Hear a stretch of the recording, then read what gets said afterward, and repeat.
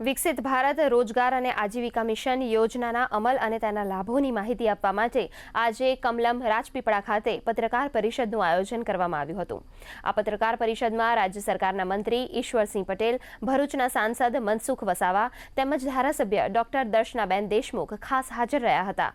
મંત્રી ઈશ્વરસિંહ પટેલે જણાવ્યું હતું કે આ યોજના દ્વારા કામ માંગનારને નક્કી સમયગાળામાં રોજગારીની ગેરંટી આપવામાં આવશે, જેના કારણે લોકોના આવકના સ્તરમાં વધારો થશે અને આત્મનિર્ભરતા તરફ આગળ વધવાનો માર્ગ ખુલશે।